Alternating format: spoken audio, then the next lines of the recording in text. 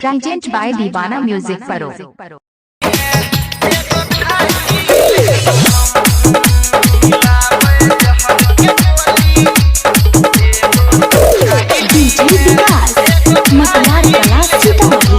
Present by दीवाना music परो।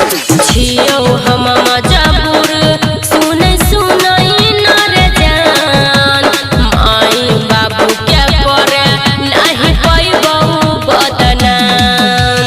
छियो हम मजबूर सुनै सुनै नर जान माई बाबू के करे नहीं पैबौ बदनाम।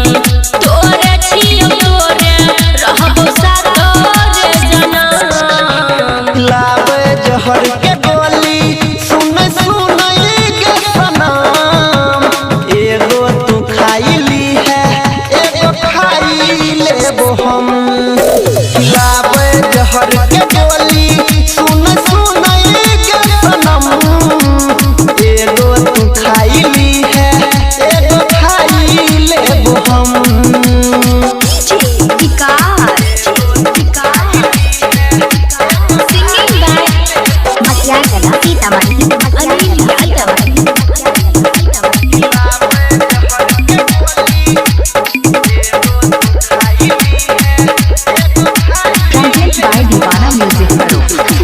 हमर तोहर प्यार के छै अलग पहचान रे। दिल से चाहै छियो तोरा जानू भगवान रे। तुम्हें भूल जाओ ऐसा इरादा नहीं है। तेरे सिवा किसी से कोई वादा नहीं है। निकालू कैसे दिल से तेरा प्यार। तुम किसी दिल में और किसी के लिए दरवाजा नहीं है। तोरे में बसल छै हमर प्राण गे। दू दू गो दिल छै बाकी एके गो जान गे। साथ तोरे रहबौ हमहु खेले छियो कसम। लावे जहर के गोली सुन सुन के सनम। एगो तू खाइली है एगो खाई लेबो हम। लावे जहर के गोली सुन सुन के सनम। एगो तू खाइली है एगो खाई लेबो हम।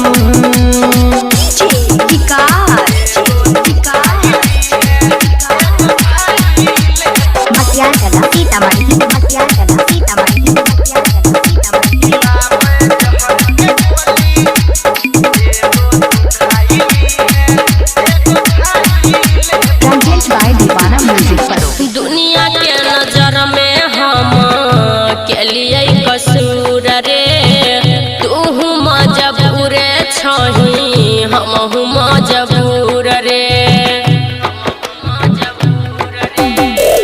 लोग के नजर में प्यार होई छै बेकार रे। कहियो ई समाज नहीं करतै स्वीकार रे। बनी जाइ छै लोग काहे तना बेरहम। लावे जहर के गोली सुन सुन के सनम।